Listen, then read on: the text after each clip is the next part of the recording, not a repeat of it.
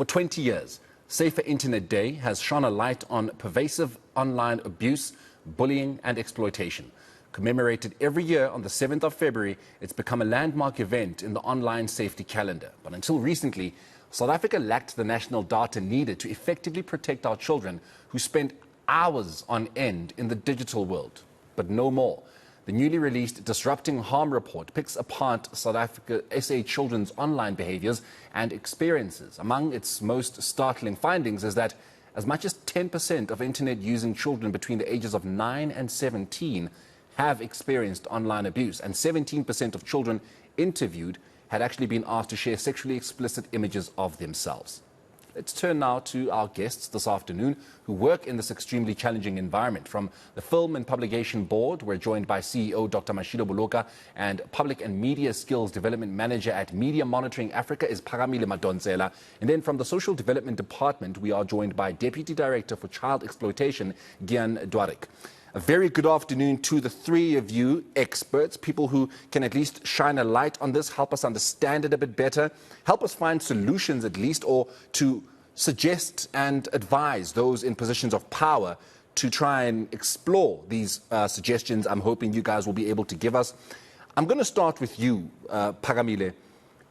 You might look at the percentage and say 10%. You know, 10% when you look at a population of about 60 million, a lot of it is very young people. A lot of it is people between the ages of 9 and 17.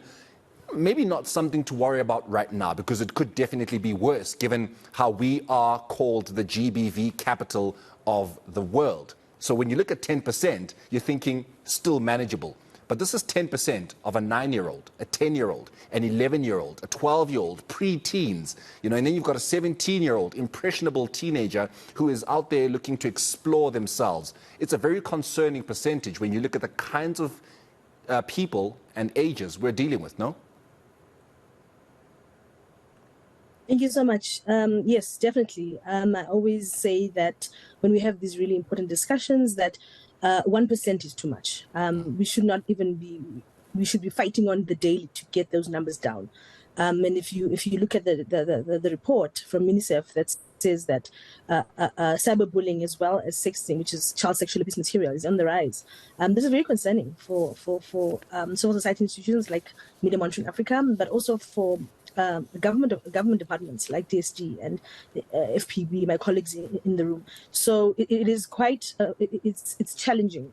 Every day there's a fight to lower those numbers, to ensure that one, our children are not exposed to harmful content, but also are not exposed to these ills. And then when they do, what procedures and what mechanisms do we have in place that can effectively deal with them in a sense that can not further cause harm but protect. So definitely something that we're always working against to ensure that our children are protected in the online space. Gian, 45% of the perpetrators are strangers. You can almost expect that to be the case because the internet is vast. The internet is accessed by people from all corners of the globe. So you could have a 11-year-old teenage or 11-year-old girl in South Africa being harassed and sexually abused by a 47-year-old man in Argentina. That's what the internet does for you. It opens you up to all sorts of dangers from all parts of the world. But 3% of the predators online are people that are very close to the children, family members. Gian, how then do you deal with the matter if it is so close to the victim? Gian, I'm sorry, it just looks like you're unmuted there. If you could just unmute yourself for us.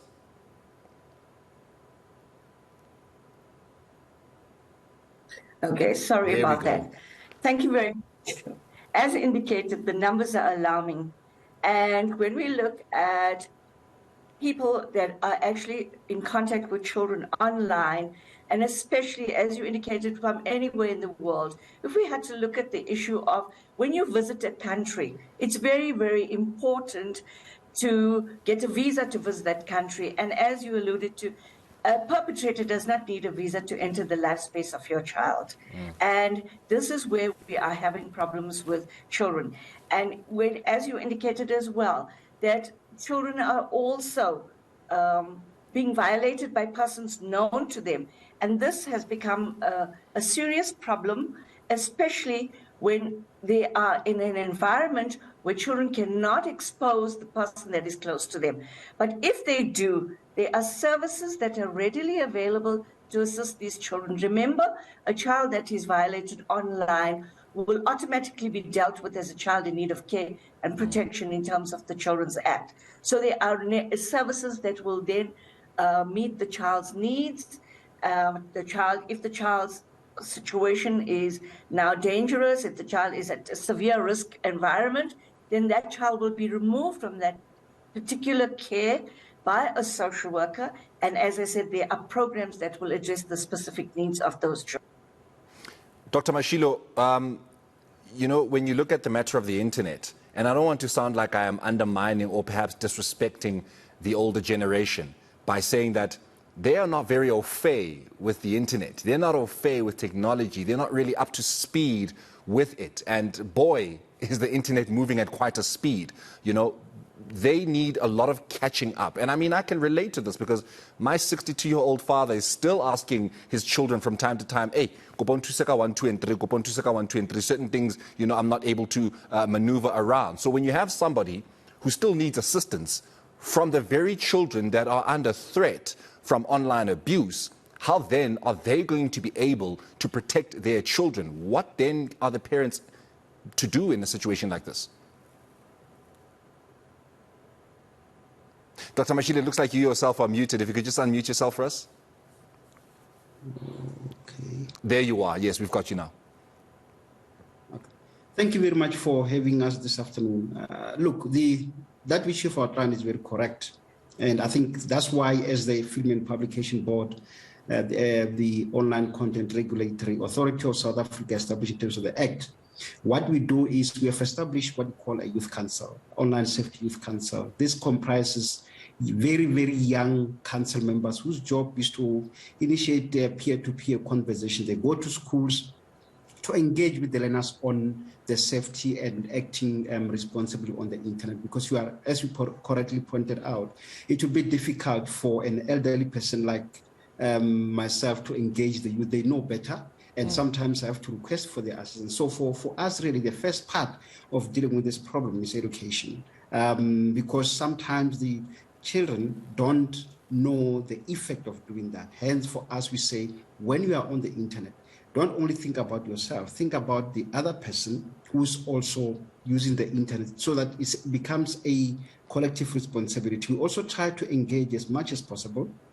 with the teachers and the caregivers, as well as the parents, to kind of, to get more digital safety tips. That's what we do as the Film and Publication Board, just to make sure that the children are aware of the dangers of the internet. Like you correctly pointed out, this is a vast and a transitional environment. It knows no borders. So it's important that we continue to educate more our children on the online harms, and also try to engage, allow them to have conversations. I think the program that we have started with universities, TVT colleges, as well as high schools, I think has really helped us in terms of trying to raise those awareness amongst the children and learners. Phakamile, there is a term that the cool kids are using that they call clout. How then do you deal with a child who is a clout chaser, a clout fiend, somebody who is seeing what the internet can do for some people who, have built careers just off of the internet, and yet, it's perhaps not always very innocent in how careers can get built. So you're looking at this older person as a 15-year-old, you're looking at this older person who has built such a formidable career just off of the internet, and you're thinking, I'd like to be like that person. But then you're finding that you need to go through some very dark channels to make sure that you get to that particular point. And that you know better than your parent, and that there's nothing that your parent can tell you because you know better than them, and you just need this clout. What do you say to somebody like that? What skills do you give to a 15-year-old that is saying, if it can happen for that person, why can't it happen for me? So I'm very fortunate to work with young people on the ground through the Web Rangers program, which is an international digital literacy program that is designed really to empower young people with critical skills so they're able to engage with the media and internet responsibly and encourage also their peers to do the same. And so I am fortunate enough to engage with young people on the daily basis around why are you using the internet? For what reason are you using the internet? Understanding that the internet is a great tool that allows us to be able to connect with friends and family, to be able to express ourselves. But why are you using the internet? We always have these conversations, these really meaningful conversations with young people to say, why are you using the internet and what benefit do you see that the internet is having for your life? What is it doing for your career prospects? What is it doing for your personal development, for your growth as a young person? And so when we have these open discussions with web rangers, they're able to then see that, yes, clout is important because they're young people and they're trend makers, but also I have to use the internet creatively and innovatively, thinking outside the box about how do I advance opportunities that the internet has to offer while still being safe online. And so that's really the principle of the Web Rangers program. It's about teaching young people and empowering them with skills, with critical skills around how to use the internet responsibly and safely, but also how to take advantage of the opportunities that the internet has to offer, because undoubtedly so, the internet has many opportunities for our young people, for them to express themselves, for them to be able to build careers, to do homeschooling and so forth. And we've seen this with COVID. And so it's just about how do we change the mindset of young people to become active digital citizens. That's really an important word when we talk about child online safety. It's the concept of being an active digital citizen that is able to use the internet responsibly and safely, and also encourage your peers to do the same.